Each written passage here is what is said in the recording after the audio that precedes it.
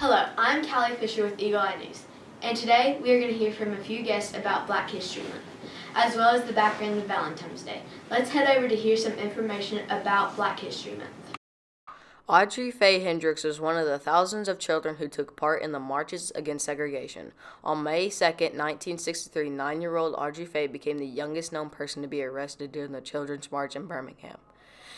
James Bevel was a great friend of Dr. King, and he organized the Children's Crusade. After he organized the Children's Crusade, he was faced by the police. Also, did you know he helped plan the March of Washington? Carter G. Woodson was a scholar whose dedication to celebrating the historical contributions of Black people led to the establishment of Black History Month. Woodson worked as a teacher and principal before obtaining his bachelor's degree from Berea College in Kentucky. This is Birmingham, the South's mightiest industrial city, as the world knew it this week. In May 1963, Hrabowski was in the Children's March, organized by Martin Luther King Jr., a march made infamous when Sheriff Eugene Bull Connor unleashed dogs and fire hoses on the demonstrators. In the midst of it was 12-year-old Freeman Hrabowski, who had his own encounter with Bull Connor. He picked me up, he spat in my face and threw me into the paddy wagon. He spit on you. He did indeed. He did indeed. It was an awful experience, and it took years for me to get over that. And it was my mother who said, when he died, and she cried, and I said, why are you crying for him? And she said, he was somebody's child. He was somebody's child. And I remember we had a special moment together, and it was a cathartic experience for me to put all of that in perspective, that we all are the products of our childhood experiences. We are. We are. There's good in each person. I have to believe that. But we do what we have been taught to do. And it takes a lot to get beyond that. The power of education is that we can question anything we've been told. We can ask, is this the right way? And that, why have we made all the progress we've made in this country? It's because people have done just that. It's taken education to push people to rethink the way things were, because people in power are always comfortable with the way things were.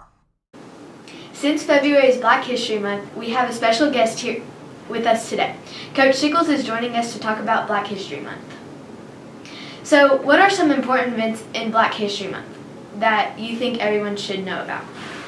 Well, I think with a lot of the stuff that we learned in school when I was a young girl, and probably what you all learned in school, you all learned so many good facts and new information about people who have done so many great things in history. But I think we sometimes tend to forget what's happening now and what's happening in your lifetime and who's making history, that's an African American or a Black person, and we kind of forget about those things. So I really want to just challenge everyone to make sure that, there are kids growing up around you and people that might be a little bit older than you that have at least been alive since you've been alive, right?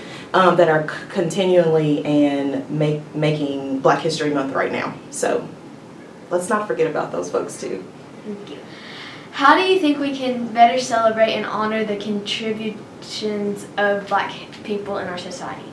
I think one, acknowledging them, right? So just making sure that we're aware of what's going on and we're aware of the accomplishments that are happening now in our society. And then also just making sure that we kind of call those things out with our friends or with people that are maybe holding events, like attending those things, and just kind of making sure we're supporting them there too. Do you have any notable Black figures that have inspired you, or any favorite stories about Black History Month that you would like to share? I do. So in my lifetime, it's been my family, right? So if you think about my parents, think about my grandparents. So I was raised around my grandparents, and I saw them working hard. I saw them doing things that now I'm doing as a parent, but also out in society. So those are my favorite Black history, I guess you would say, people of importance. Thank you. Yeah, absolutely. Thank you, Coach Sickles, for coming and talking with us today. Next up is Addison with information about Valentine's Day. Valentine's Day is a holiday that is celebrated every year on the 14th of February, and it is dedicated to love, affection, and romantic relationships. Although it is widely seen as a commercial holiday, it is remaining as one of the most widely celebrated holidays around the world. It originated as a Christian feast day honoring the martyr named Valentine, and later through folk tales, it has also become significant to our culture, religious, and commercial celebrations of romantic love in many regions around the world. Valentine's Day is symbolized by the shape of a heart, coming from the shape of a leaf that is now extinct plant called silphium, which was considered a key part of making love potions in the time of the Romans. Another theory is that St. Valentine used the symbol when arranging secret marriages. Thank you, Addison. Our academic team has had a successful season, and now she is going to talk with some members of our academic team about their district's wins. Hi, I'm Addison Carr, and I'm here today with our District Champions 4 academic team. What did you all have to do to prepare for your big competition? We had to go to practice a couple days a week, and we definitely had to take a lot of practice tests in order to get the places that we did. We definitely had to study at home. We had study binders on the Google Classroom. How long did you have to practice after school? Was there a certain time frame, and did you practice certain days a week? About an hour, mostly Tuesdays and Thursdays. Okay. Yeah, usually until 5 o'clock, and we would walk over to the high school. Who's your all's coach down there? Mr. Murphy. What areas did you specialize in for your competition? Math. Language arts. Science. Language arts. Social studies. Thank you for your time. Congratulations on your win. Now that we have talked to the team, let's see how they can do playing a game of Jeopardy. Let's head over to Jenny for a great competition. I'm Jenny Wilson, and here with me are the academic team champs. And today we will be playing Jeopardy. The first person, or at the end of the game with the most points wins. And you go first. Math for 300. There are 5 red marbles and 7 blue marbles in a bag. What are the chances of pulling out a red marble on the first try? Choose 5 out of 7, 5 out of 12, or 3 out of 6. 5 out of 7. Harrison, you can choose again. Math for 100. How many children are at the birthday party if there are 3 sets of twins?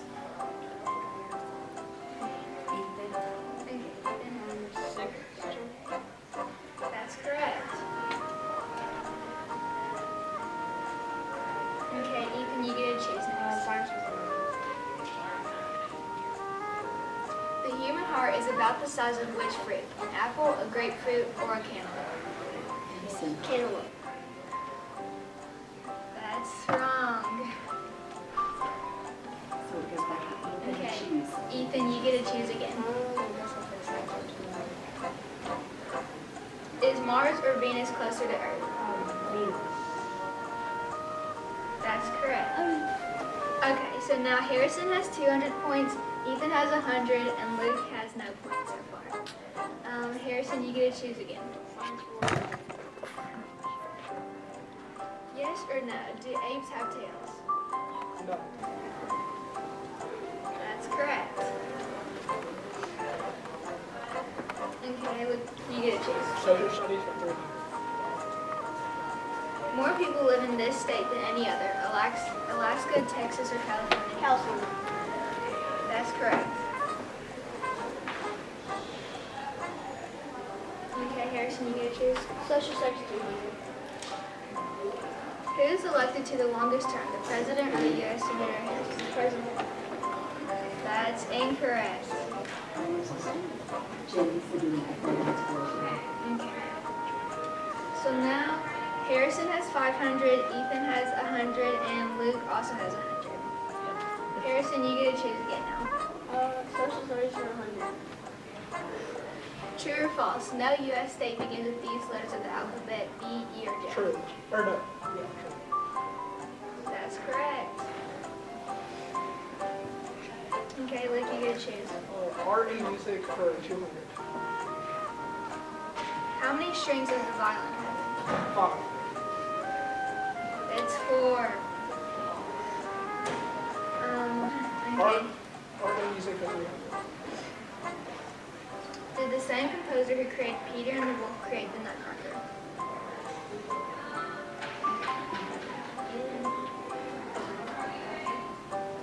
That's correct. Ethan, you get a chance. What weighs more, a hockey puck or a volleyball? Hockey puck. It's a volleyball. Okay, now the final scores. Luke has 600, Ethan has 600, and Harrison has 500. Now it's time for Final Jeopardy. All of the participants have decided how many points that they want to bet. The question is, what Asian country celebrates Golden Week, observing 4 national holidays in 7 days? Congratulations, Ethan, for winning with the answer Japan. Thank you for watching this episode on Eagle Eye News. I'm Callie Fisher, and see you next time.